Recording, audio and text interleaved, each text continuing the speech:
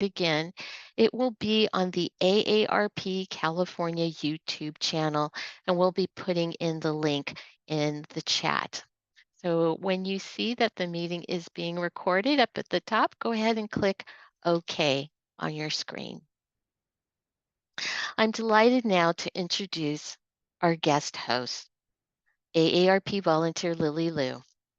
Lily identifies as a 1.5 generation immigrant family caregiver who, as a public speaker, has shared her lived experience as a caregiver for over a decade for a parent with a chronic illness.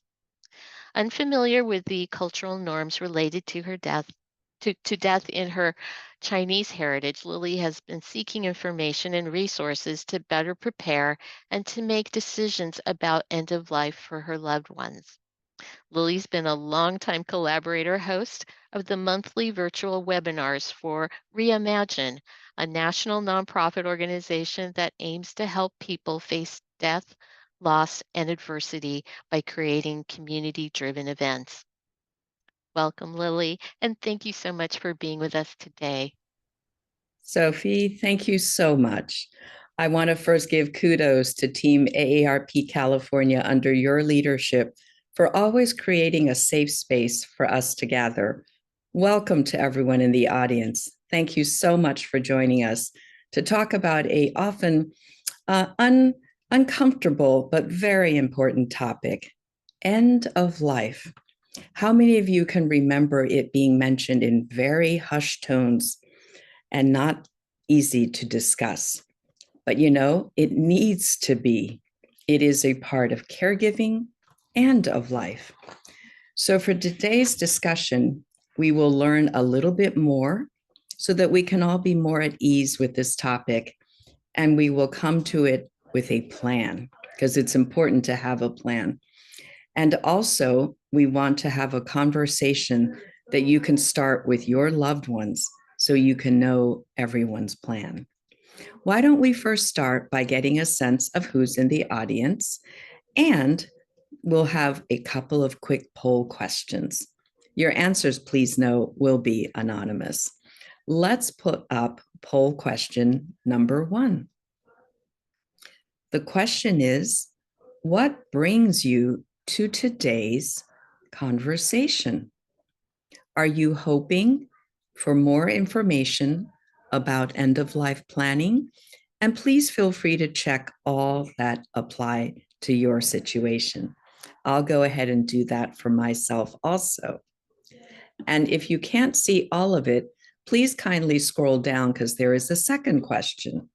And that question is, do you feel that medical professionals really understand the importance of culture and heritage, cultural norms, traditions, when discussing those end-of-life issues? And feel free to click on your answer. And then you will go ahead and push the button that says submit, and your poll answers will be counted. Thank you all very much for participating. Oh, yes, look at that. Question number 1, are you hoping for more information? Absolutely, for yourself, 92%. And yes, I agree with question number 2, the answer, not enough of the medical professionals, the healthcare professionals, help us understand the importance of culture. Thank you again for participating. Now, question number 1 really resonated with me because it's very important to start conversations about end of life and the planning that has to take place before there is a healthcare or other type of crisis. I think many of you who are caregivers, family caregivers, know that it's always a crisis that triggers everything. I have heard too many difficult stories of situations where the conversations were not even started until almost too late and plans were not in place. We're so grateful that we have a very expert guest today with us to help us with these issues. I am so pleased to be able to welcome and to introduce Sandy Chen Stokes. She is the executive director of what we will call the Coalition for short, the Chinese American Coalition for Compassionate Care, Their acronym is CACCC. Welcome, Sandy. Thank you. Thank you, Lily, and thank you, AARP, for inviting us to this. I think it's a very important topic here. Well, I have been so amazed at the inspirational work of the coalition, almost 20 years next year. I first met, well, quote unquote, met, because we as AARP staff, I was AARP staff at the time, knew that Sandy had been awarded at the 2011 AARP Inspire Award. And it was so amazing to see already that many years ago for you to be identified as a thought leader in this end of life space. Why don't you tell us a little bit about yourself, please, Sandy? Sure. I'm a nurse since 1974, and I was live and working as a RN in the United States. So my dad, who had terminal cancer and was rushed to the hospital back in my hometown, Taiwan, home country, Taiwan. Back in 1999, when I tried to talk to the doctor to consider the do not resuscitate order, and they refused because DNR was illegal at that time, cannot perform the DNR. So to make a long story short, there's a lot of story there, but then my dad was remained in the ICU for over a year and before passing away. So after I returned to the States, I have decided I would like to help elders, Americans, and their family also to talk about and plan for end of life, especially for Chinese American.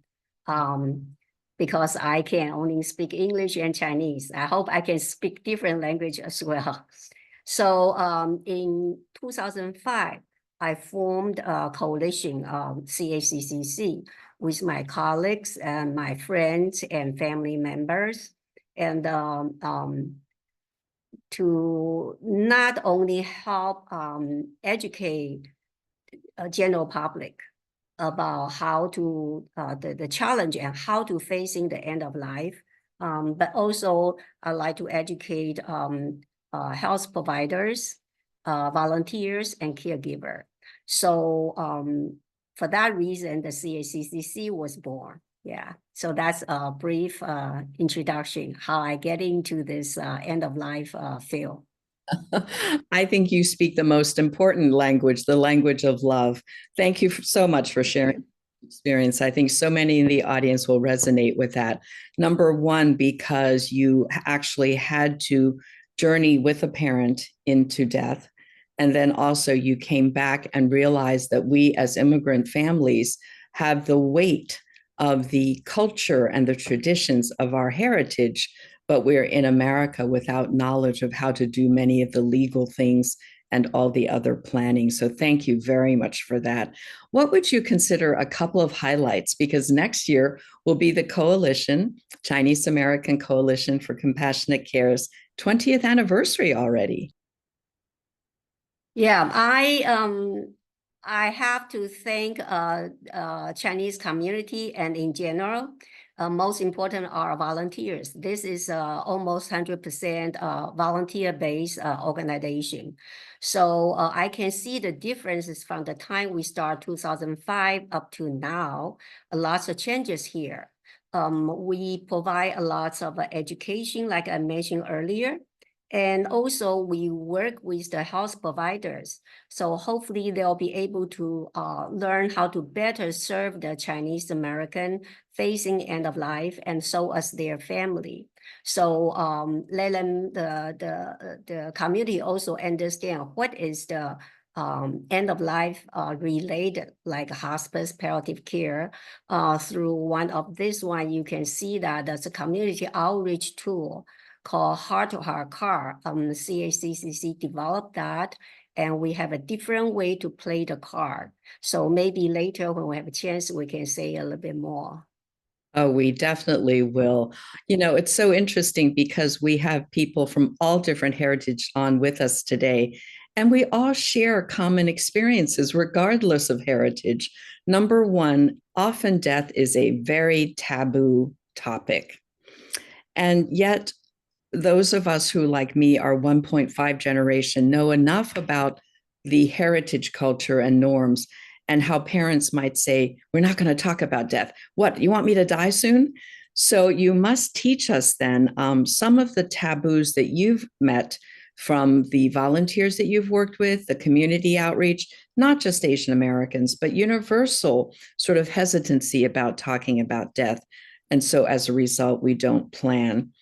Why is it so important to plan ahead, please, regardless? Yes, I think you said that earlier, which is very true, that talking end of life is a very difficult topic in general, but everybody all aware. End of life or death and dying is a part of life. Is that right? So people know that. Everybody knows, but we don't want to face it. So that's the difficult part. And we think we are not be able to avoid death and dying, but we can avoid some unnecessary suffering. That's why CACCC exists, because we are be able to help our community how to prevent this unnecessary, unfortunate situation, which is we don't have a chance to let our medical wishes spell out. So family doesn't know, doctor doesn't know. Sometimes even myself don't know if I don't think about or talk about. So that's why we're here. So we are not here just to help people facing terminal illness or dying. We actually help lots of a healthy community. Those community be able to speak and think and write it down their medical wishes before it's too late. I see so many unfortunate situations. By the time they get their loved one getting to the ER, go to the ICU, it's too late because they probably not able to express their medical wishes or any wishes. You know, what is important to them, they not be able to say it. So that's why we are here for. So one of the reasons, yeah. Well, your resources in English are a lifesaver for me. I cannot read Chinese well enough, but to have a bilingual resource like you do has been just spectacular for our community. I have often heard the term a good death. What does that mean, please? And how do you interpret that term? Okay, I think most people would prefer, maybe all of us prefer not to have a good death, right? But good death, I think, is all different, depends on individual. How you look as a good death. I really think the good death is a person who able to complete what they think is most important things. Say what they want to say. For instance, say goodbye, say thank you, say I love you, say I'm sorry, or say I've forgiven you. Those things, it's like we heard over and over the cases we're working with. It's not because they lost their money, their title, their position. It's their love. How we be able to express our love through our most important time. I think that's important. And we would like to be part of that, be able to be with them and support them. I love that.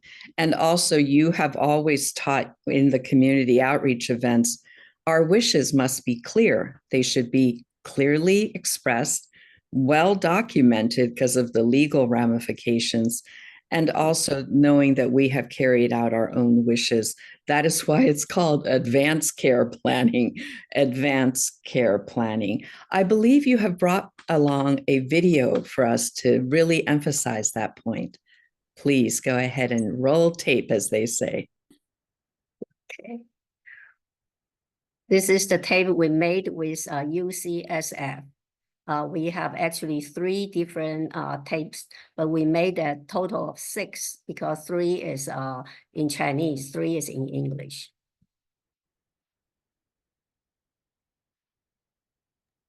In 1 minute, I am loading the video. Thank you. Thank you for your patience. University of California, San Francisco, because you're based in Northern California, the coalition.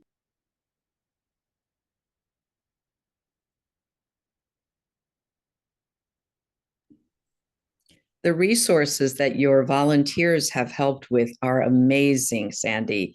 They've taken it upon themselves to translate materials from English into Chinese, all as volunteers.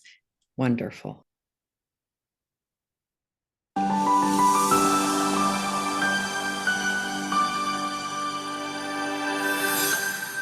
Couldn't hear the sound.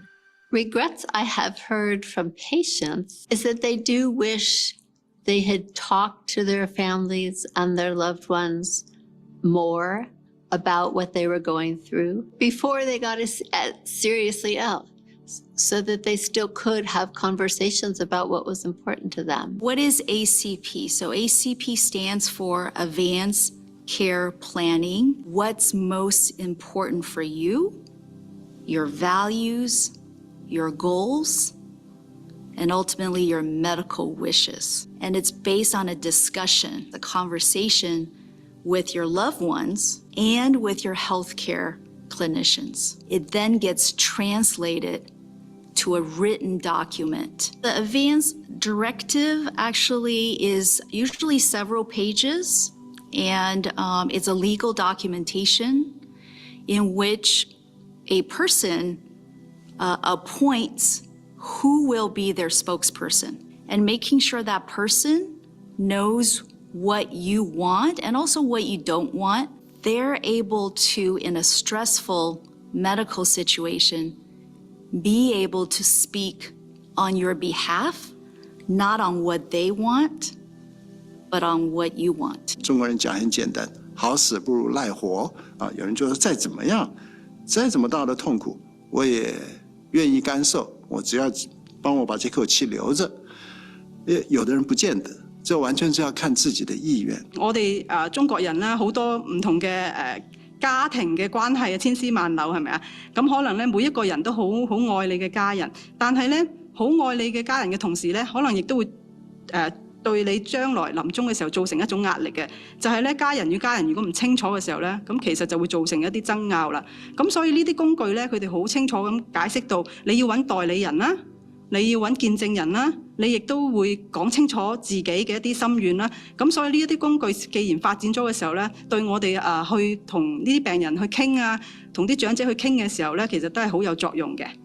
And then I would say the third thing that I've observed as a physician related to our Chinese culture is this idea that when an individual becomes ill, there's a big reliance on the family. 就是依赖家人. I'll hear patients say, talk to my kids, they will know what to do. And that poses really a tension point in our healthcare system here in the United States, because I think we value patient autonomy, individuality. So doctors want to talk to the patient directly and ask, what do you want?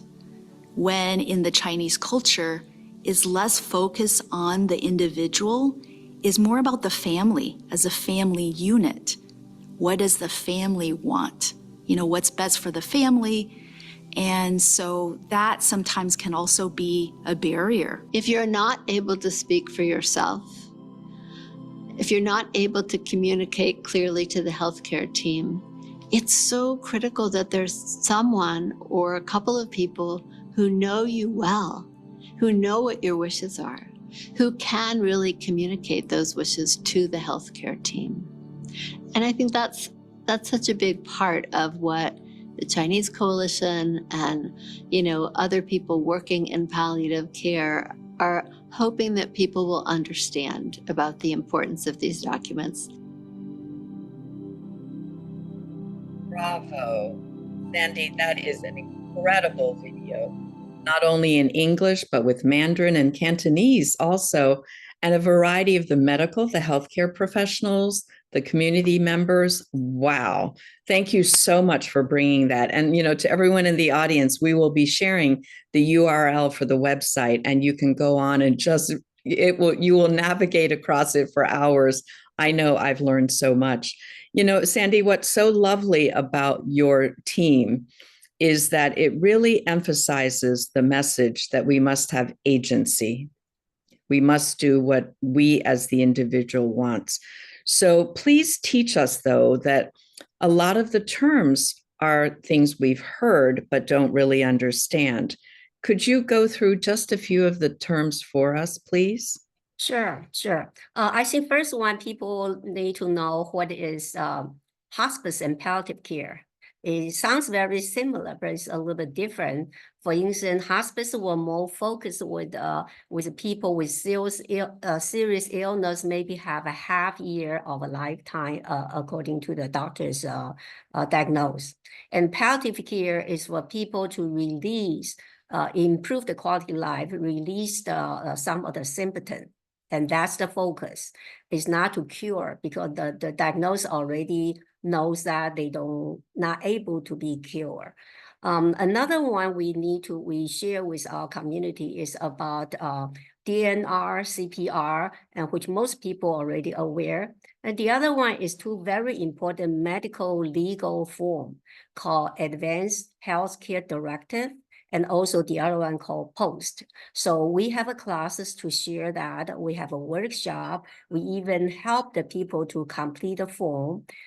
So that's about two forms, talk about your end of life wishes or any of the situation came up, not only focus on end of life, any of the any range of the medical decision. So that's for people who are 18 years older. Yeah. So Liu mentioned earlier about the aging. Aging is very important. Is when I cannot speak for myself.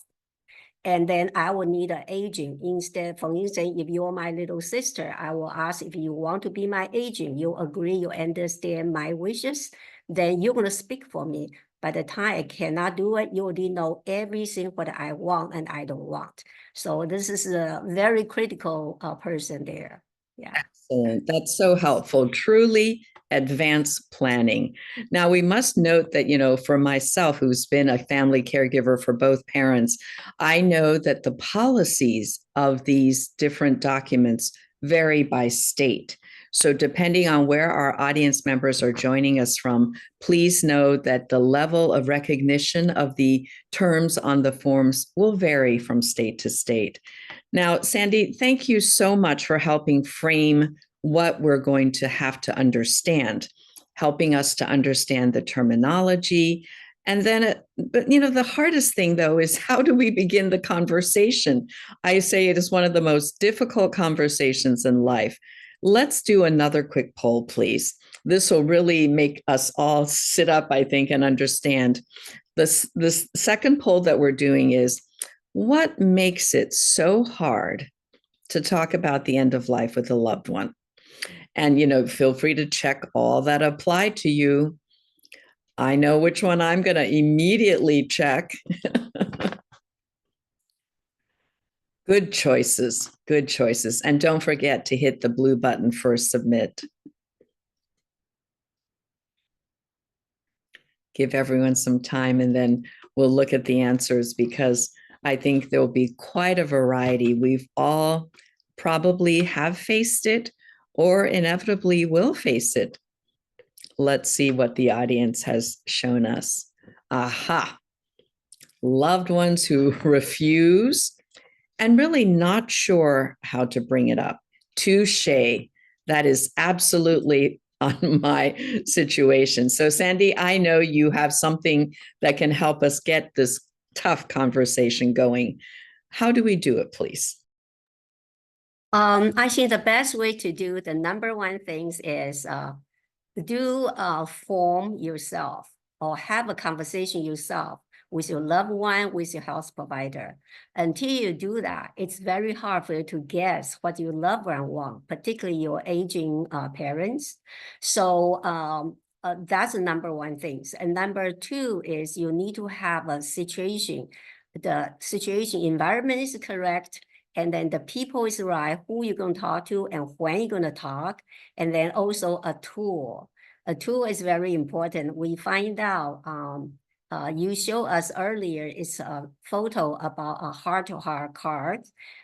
We have been using that for over 10 years now in the community called Heart-to-Heart Cafe.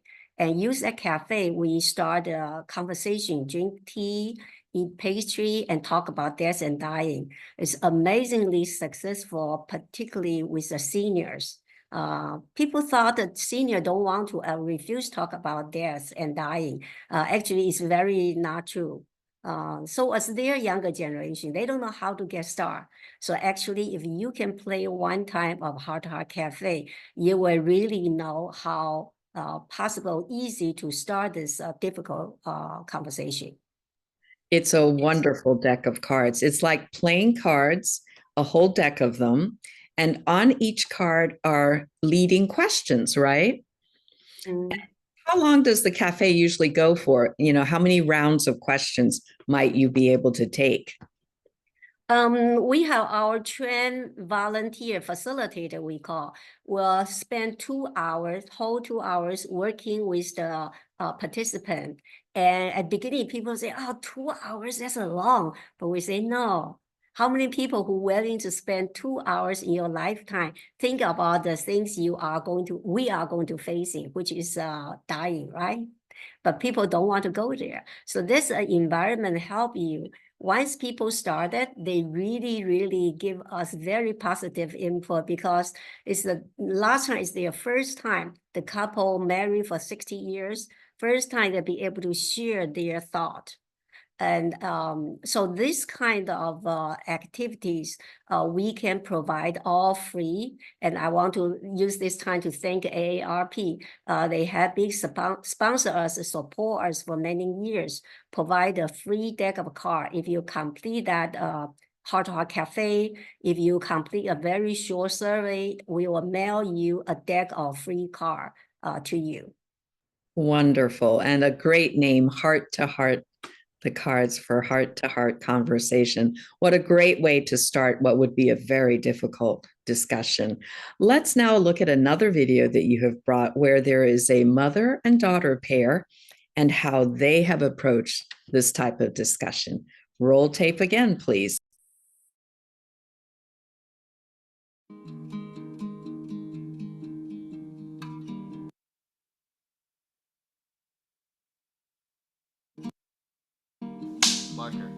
I feel that, talking about the end of the life actually is very normal. She mentioned that she wanted to donate her body to science, but we've never actually sit down and talked about her priorities. What are the most important things that she wants at her end of life?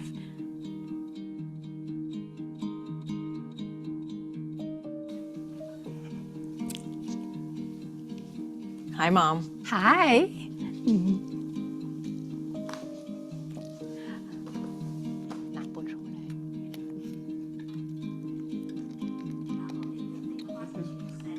What's your most important card? I don't want to suffer. If I have to go, I want to go peacefully. Yeah, I don't want to have any tubes here and there, all kind of stuff. No, I don't want it. I thought that my mom's most important card is I don't want to be a burden on my family. But I told her several times, wherever you have to go, you just go. Don't worry about me. I have a volunteer organization to work with, so I can go there every day. I help people and I talk to people. I'm very happy. It makes me feel like my mother's being selfless, that she doesn't want to be a burden on my new nuclear family with my husband and my daughters. I hope that, I can somebody and pray for me when I die. Yeah. My mom is a very devout Buddhist, and one of the important things when somebody passes is that you're supposed to chant for 8 hours afterwards. Right. I want to have a chance to say thank you, I love you, I'm sorry so before I die. Yeah, I want to say, thank you, I love you, and I'm sorry to everybody. I feel very grateful for this opportunity. You really should do it. It's not a painful experience. It's not all painful.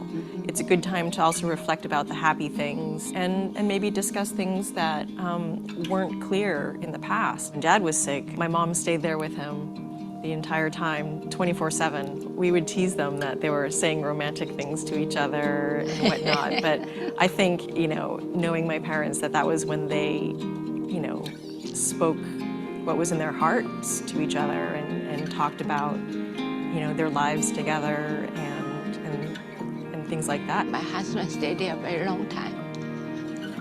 I try my best to keep him company every day, 24 hours. And most of the time, I told him, honey, thank you very much for providing me such a good life and have a good daughter. I know you have a good heart. Yeah, Mama love you and Mama trust you. Okay, whatever Mommy did wrong, please forgive me. Of course. Thank you. Of course. Mommy love you. I love you too. Love you too. Thank you. Yeah. Thank you for being such a wonderful daughter.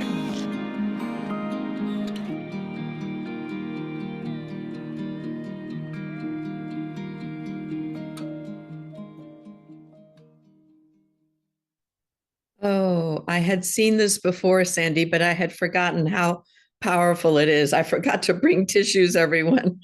Oh, that was just a beautiful demonstration of why advanced planning for end of life is so important. Beautiful, beautiful. It's one of the resources on your website, which we will share, Sandy, right? How did you find this mother-daughter duo, please? We'll have to unmute you again, Sandy, please. Okay, actually, I was in there while they're doing this video taping. Both of them are our volunteers. As a real mother and daughter, they actually, the daughter is attorney, and she also was our co-chair for our board of director. So they really know the car well. Actually, the daughter does. Mother not necessary. I don't know if that was her first time seeing the car. And it's very natural. Everybody was touched. The room was so quiet when they do that, the real conversation. That's what we want people to have, a very peaceful, safe environment. People can sit down and really talk to themselves about end of life decision. Yeah. Many doctors, they play the card. When they came in, they said, I'm doing this for my patient and my patient's family member. And when they left, they said, oh my, can I get one more card for my family? I want to bring home and play with my senior mom or dad. So it's for everybody. It doesn't matter you're ill, you're healthy, and your age group doesn't matter. Yeah. So the cards have both English and Chinese characters on them. Is that correct? Yes, yes. That's very important for the different generations. And again, on your website, it is possible to be able to get the cards, yes? Yes, definitely. You can go to our website and order that. And then the even better for people here, AARP, call us and set appointment to have heart-to-heart cafes sign up. And if you finish that, we will mail you a free one. Yeah. And you can purchase, of course, as well. Yeah. Wonderful. Such rich resources. We have time to have some questions in the chat. Please feel free. Such a rare opportunity to have an expert like Sandy with us. Sandy, while we're waiting for some chat questions, give us an update on what are some of the forthcoming things in the next few weeks or months that CACCC, the Chinese American Coalition for Compassionate Care, will be sponsoring, please. Okay. Actually, we are a group of 5 of us in the medical team. We just finished tour in China, Wuhan and Beijing. We learned so much from each other because after the COVID, we have so many virtual events going on. So you can always go to website and sign up. And then we have a weekly event, we have monthly event. And then as you mentioned that by next year, it's our 20th anniversary. And we're going to celebrate that because I remember at the beginning, people say, Sandy, it's a good heart for you want to do this, but I don't think your agency will last for more than 3 months because who will want to talk about this and dying end of life, right? So pretty soon we're going to celebrate our 20th anniversary. So that's an event we love to have a community participation, not just for our celebration, our fundraising, and most important part, we will, as usual, we have a lot of education program, both in English and Chinese, and also mostly is virtual. In-person program will be May 3rd. If anybody is interested to support us, the site's going to be in Northern California, Silicon Valley. The rest will probably mostly is virtual activities. I'm so proud of you and for you, Sandy. Thinking of your late father, I'm going to start tearing up. What do you think he would say to you on the anniversary of what you accomplished, thanks to your experience as his family caregiver? I think he would be happy to see the progress of people able to express their wishes. And also, he knows that he's always in our heart with the whole Chinese community. We appreciate because at that time, beginning, nobody would contribute a photo of end-of-life relay photo with their family. So I use my dad's photo. I think he doesn't mind. So his photo is showing everywhere, let people know what the Chinese culture is, especially when I do the education for the health providers. So I think that's very good memory of family and for the Chinese community as well. Yeah. Thank you. If you want something done, you ask a nurse. And now we have so lucky to have Sarita, who is our AARP tech volunteer. Sarita, do we see any questions in the chat that we should be aware of? We have a couple actually, Lily. One is CACCC nationwide? CACCC, it is nationwide. Also, it's globally. We reach out more than 10 countries. So once you get our website, or you can contact me. Hopefully at the end we can show my email or the website, the information as well. And then you can contact us. I'm more than happy have a conversation with you and for you to sign up, either be our participant or be our volunteers. Doesn't matter you're in state or California or outside the country. Yeah. Thank you. That's great. The other question, it says, I'm not Asian. Would I be able to do the cafe or as you mentioned, or how can I get those great cards? Yes, we do quite a lot of Heart Cafe in English, especially for the people who are the generation, they are Chinese, but they don't speak Chinese, right? Or particularly our health provider partners. Our partner, mostly they don't speak English, Chinese, but they serve Chinese patient and family. So we play the Heart Cafe in English. And our presentation, it can be by request, we'll do it in English as well. We will set up our time fit your needs. If you are in the Asia or in New York, then our time will match your schedule. So mostly it's your time in the morning or early in the afternoon. Yeah. I'm not seeing any further questions, so I think you can carry on. Thank you so much, Sarita. We couldn't do this without you. Oh, another one just popped in. Oh, another one just came in, yes. It says, I'm a 1.5 generation Taiwanese American. My mom is 82. Are you aware of any topics, questions that I should absolutely avoid when having an end-of-life conversation with my mom? Yes, it all depends individual again. Depends, you know your mom the best. And I normally will say, unless you are so comfortable talking about end-of-life related topic, I would say use a third person, such as like a CACCC, and we can work with the different tools or games or activities with your mom. Or we can go to the senior center if your mom attends senior center activity or nursing home or different area. So they have their peers work with them. So she's not feel like the only person you are talking to. Is a group of people. During those conversations, she will learn a lot of the information from her peers. And then she will start to open up and talk. Many times we have a senior together, they don't want to stop talking. Say, I have a more question I need to ask. A lot of people start to share the same concern, same worry. And then they probably don't want to talk to their children. But then once they open up the conversation with their loved one, then they still have a family conversation. We easily to have a cafe set up for the family of 4 or 5 or more. And then the family will start a conversation with the heart-to-heart cafe, and everybody share their thoughts. It's not just for senior, it's not just for people get ill. Healthy people start a conversation early.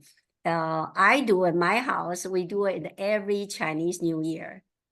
Every year is different. The next year will be January, end of January. So we will have a heart-to-heart cafe. We invite our friends or family member coming here. My daughter always have her very old notebook and say, I will see my mom, what the most important card she's going to choose, because every year are different. So that's a very good exercise. Yeah. So another question just popped in, a couple are coming in actually. It says, Sandy, do you think it's easier to talk about death with a stranger first rather than your own family? Do you have any thoughts about that? Actually, I kind of agree with you, Sophie. Yeah, totally. Because we have a feeling, feeling is there. Like my dad told me, oh, I bought this a very nice plaque, okay? If I die, I'm going to bury there's a place I look and everything. When I asked him detail, he got angry. He doesn't want to talk to me. He think I shouldn't ask. It's kind of disrespectful. Or some of the people, participants will tell me, I went there to talk to my dad. My dad said, you think I lived too long? You want me to die sooner? So actually it's a surprise or not, Lily, it's happened quite often.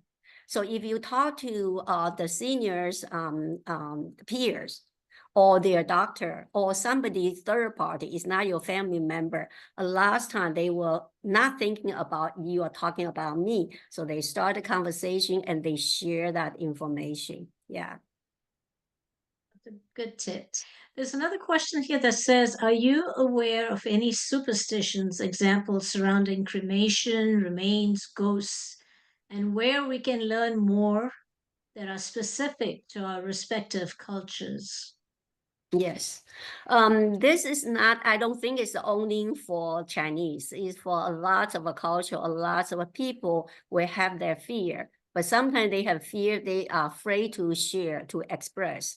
So last time people say, oh, since Americans hospice mostly is a home hospice, I don't want to die at home because I don't want my family member afraid of after I die, because people may afraid but I become a ghost, or bring them a very sad memory. So they rather go die in the hospital, for instance. So those things we are able to have a class to talk about this. All the issues come up, we'll share with them. Sometimes even family will invite their younger generation to discuss that. So we will know each other's thoughts. So this superstition is very real. Yeah, and I talked to, I remember many years ago, that's after the talk, African-American lady, she ran to me and said, sisters, you're my sister, because we share the same thoughts. Because in African-American culture, we totally believe that's past life. And then people will smell the beautiful flowers only my mother loved. And the curtain was, you can see the curtain is moving, even there's no window open. But my doctor will not believe it, think I'm crazy or think I worry too much. I believe that's real. So those things is not like to prove it's right or wrong or believe or not believe. It's a lot of cultural background there. We got to respect that and then be able to openly talk about that. So you will find out the challenge, the issue is no longer what they tell you, it's what's the things behind what they say to you. So you have to have the trust from them before they'll be open up to you. Yeah. Thank you. Another question here is, do you discuss insurance topics for end-of-life preparation and insurance for aftercare for the living to maintain family when family member is passed, that you care for? That's the part of the preparation. It is we call ACP, Advanced Care Planning. The planning will including that. For instance, if someone signed up with a hospice agency, then their social worker or other case manager will bring up some issue that family members should consider to discuss before the end. So that will be included the insurance and what the service will cover. For instance, hospice might provide 13 months of the loss and grief support bereavement group for the loved one who lost their patient. That's another care. And then let me see what else you have about. I'm missing. Yes, about the insurance issue, we have every Wednesday morning in California, we have that compassionate care forum. We always invite different speakers to talk about different topics, not necessarily end of life. Most time it's not. It can be emotional, spiritually, and insurance like this one will invite somebody to talk about what kind of insurance choices they might have or relate to end of life. So you can always watch that. And then if you interested with our topic, but you don't have the time to match that talk, you can always go to our website. We have lots of video. We have over 400 videos. You can ask us what area you are looking for. We'll try to help you to identify. Every services are free. So you can make the best use. And I want to thank all the community support us as a nonprofit organization. So we'll be able to survive so far well with everybody's support. And which say to us, we need to put more attention in this area. One more thing, I'm sorry, I know I'm getting close to the end. One thing is we are not just serve the Chinese American. All our volunteers can serve as long as you speak English. We can provide you services even you're not Chinese at all. Or another thing is we like to have all the different group speak different languages can form their own coalition. We are more than happy to share what we know for the past 20 years. And then you will be able to form your own coalition in different languages because after all, not any agency be able to provide all kind of language. We have hundreds of different language here in the United States.